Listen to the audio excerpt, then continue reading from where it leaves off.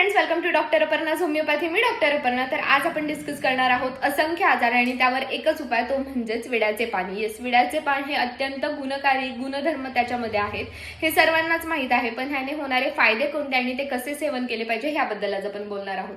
तर ऍक्च्युली विड्याचे पान म्हणजेच तुमचं सर्व शरीर सुधारण्याचं काम हे करत असतं. तर सर्वात प्रथम असणार आहे पचनक्रिया सुधारते.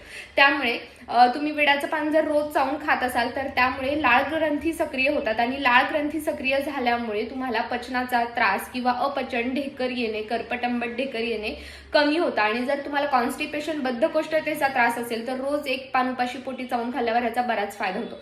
सेकंड असणार आहे सर्दी खोकल्यासाठी फार उत्तम. जर तुम्ही त्याचा काढा करून पित असाल तर खूप दिवस साचलेला खोकला तुमचा निघून जातो. आणि त्याचबरोबर सर्दी, कफ, खोकला सारखा येत असेल तर मधाला थोडंसं पानाला मध लावून खायचं, तुमचा खोकला कमी होईल. तिसरं असणार आहे रक्तातली साखर किंवा टाईप 2 डायबिटीस मलायटस कमी करण्याचं काम हे विड्याचं पान करत असतं. त्याचबरोबर शरीरात कुठेही वेदना होत असतील तर वेदना कमी करण्याचं काम हे करत असतं विड्याचं पान. रोज तुम्ही चावून खाल्लं पाहिजे. त्याचबरोबर वजन नियंत्रित करतं, त्यामुळे मेटाबॉलिझम सुधारण्यामुळे अतिरिक्त चरबी शरीरावर कुठेही साठत नाही.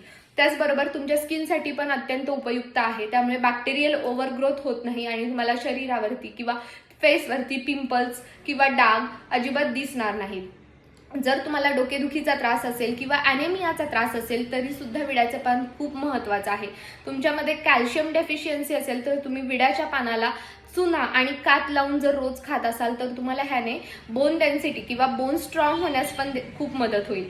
त्याचबरोबर जर तुमच्या तोंडाला वास येत असेल किंवा तुमच्या हिरड्या दुखत असेल तर तुम्ही रोज विड्याचं पान चावून खाल्लं पाहिजे. त्यामुळे हिरड्या मजबूत होतात, हाडंही मजबूत होतात आणि दात सुद्धा मजबूत होतात.